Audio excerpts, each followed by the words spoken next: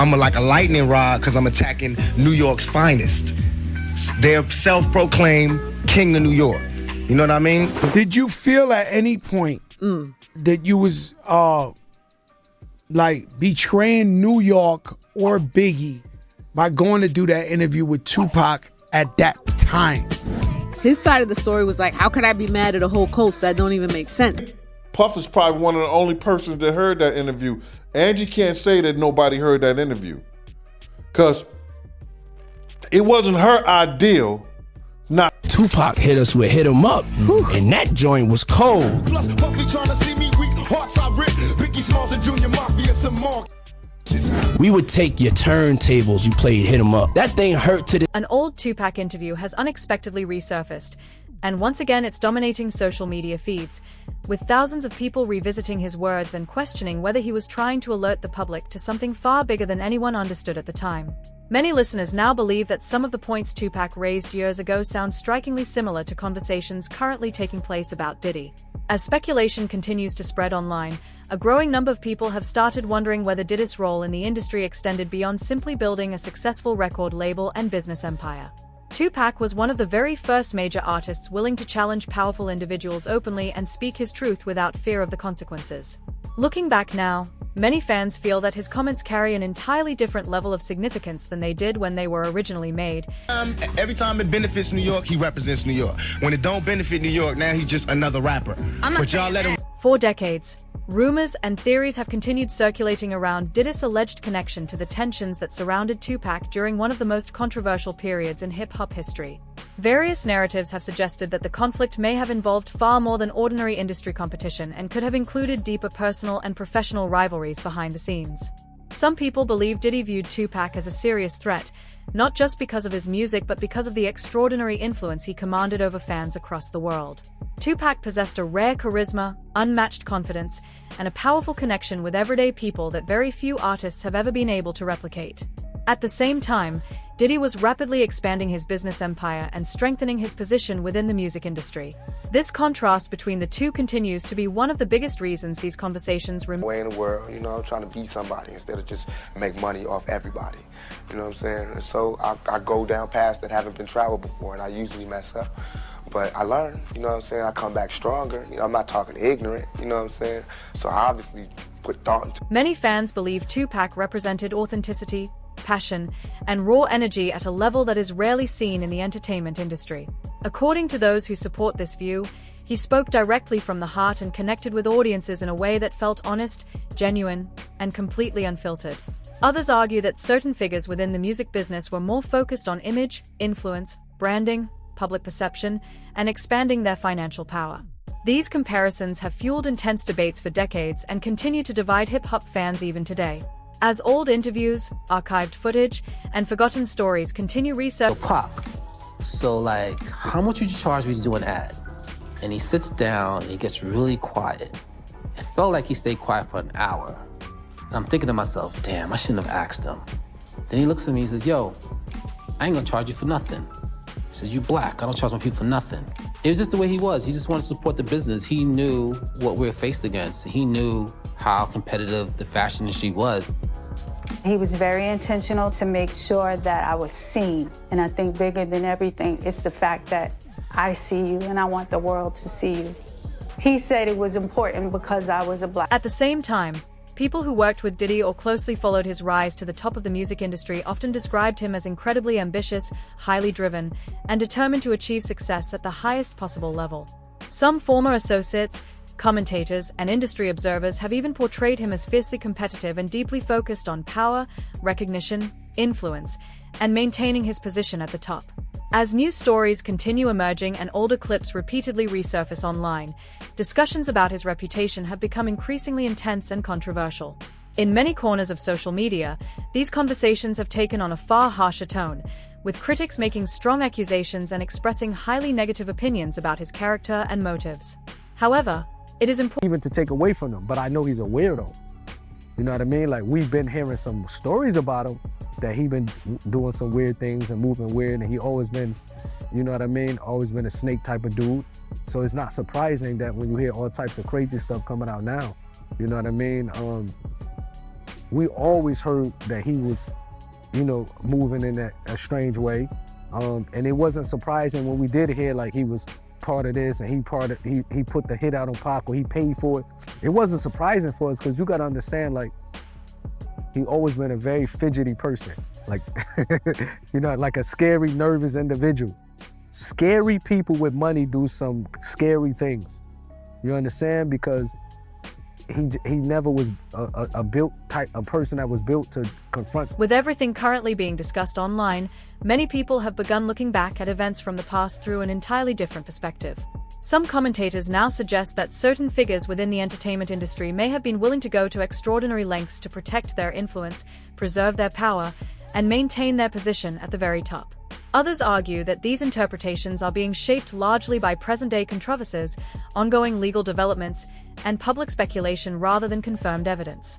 As a result, debates continue spreading across social media platforms, with different groups drawing completely different conclusions from the very same events and stories. This renewed attention has pushed countless old rumors, forgotten in The hardest hustler in the world. This is Savage Part 2. Don't tell me about it's 2022 and I'm still a savage. Whatever I want, I get. Whatever I want, There have also been persistent claims from fans and commentators that Diddy may have attempted to adopt certain aspects of Tupac's image, style, attitude, and overall cultural influence over the years. While these claims remain heavily debated and have never been conclusively proven, they continue to spark passionate discussions among supporters of both artists. Some people interpret the similarities as a sign of admiration, respect, and recognition of Tupac's enormous impact on hip-hop culture. Others see them differently, arguing that they may have reflected a deeper sense of rivalry or desire to compete with the powerful presence Tupac carried throughout his career. Regardless of which interpretation people choose to believe, these comparisons continue to surface whenever conversations about their complicated... I knew that Puff took Tupac's blueprint and changed Biggs and Bad Boy in image. I get around, talked about how fly you was, how many girls you mess with, how many cars you drive, how much money you got, what you willing to do. He took his image. Pac was the first one on the scene wearing Versace shirts. He went and got the same Versace shirts Pac had. Which, all right, some dudes will do that. You'll never catch me wearing something else, something that somebody else got. He was knocking down all the women that he thought Pac was knocking down. But Puff had an obsession with him for whatever reason it was, because he started wanting to act. He started wanting to rap. He had an obsession so bad that at his Grammy Award winning speech, he used the same speech that... Additional rumors circulating across social media, entertainment blogs, and online discussions have suggested there may have been jealousy, personal disagreements, and complicated relationships involving several figures connected to the music industry during that era. These stories have been repeated countless times over the years and often become part of larger conversations about influence, power, loyalty, and competition behind the scenes. Some theories attempt to connect various events together, while others focus on alleged tensions between individuals who were operating within the same circles at the time. However, the overwhelming majority of these claims remain unverified and are typically based on speculation, secondhand... Puff idolized some of the things that he was doing. So, whatever they may have done, and you gotta remember, they was all swingers. It came to the point where him and Pac wasn't cool no more at all. And maybe Kim liked him, Pac, more than he liked Puff. Tupac was also widely recognized for speaking openly, boldly, and fearlessly about issues he believed existed within the music industry. Throughout his career, he consistently challenged powerful individuals and questioned systems that he felt were unfair, manipulative, or harmful to artists. Some of his supporters believe he was raising concerns about how influence, authority, and control were being exercised around younger performers and within the industry as a whole. His willingness to address controversial subjects often made him a divisive figure, attracting both admiration and criticism from different audiences. Yet that same honesty earned him enormous respect from people who valued his outspoken nature and refusal to stay. A rapper that mess with guys and go both ways, Pac didn't feel that was good. Because Pac felt he was real serious about the music. So if you're a producer or you rap, and regardless if you're married or not, and you got a boyfriend that works for you, a real boyfriend who used to be a dancer, Pac would studied all the facts. Pac was real smart. So before he say something, he'd go and do his homework. He'd say, okay, this guy right here, they say he gay, he go both ways. I'm not gonna put it out there on him yet, but I'm gonna do my research, and if it's true, the world should know. Because this guy might be around one of those little kids one day and mess around with them, and so I'm gonna do it to actually save him from a little child. That's why Pac attacks certain rappers. According to various accounts, interviews, and recollections from individuals who were connected to the music industry at the time, Tupac held strong opinions about the way major record labels operated and the level of influence certain executives possessed behind closed doors. He often spoke passionately about power structures, business practices, industry politics, and the challenges many artists faced while trying to navigate the system. However, many of the stories that are frequently repeated today are based on second-hand retellings, personal interpretations, and memories shared years after the events took place rather than directly verified statements. This has created ongoing disagreement regarding which claims accurately reflect Tupac's true views. I'd like to thank God. Second of all, I'd like to thank my whole entire Death Row family on both sides, you know what I'm saying? I'd like to tell Tupac to keep his guards up. We ride with him.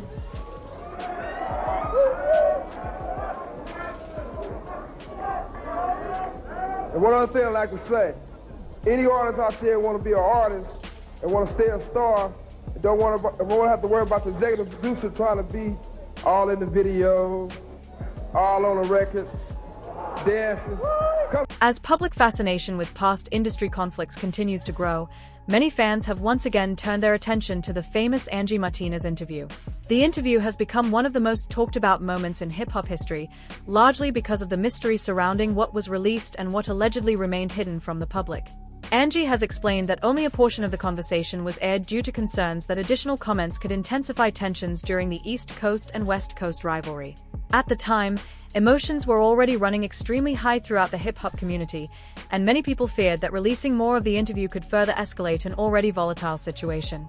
Those circumstances have continued fueling curiosity for years, leaving fans wondering what Martinez, right? When she went to LA and did the interview with Tupac, did y'all know about that on Bad Boy side? Yeah, we heard about it. And I think Puff is probably one of the only persons that heard that interview.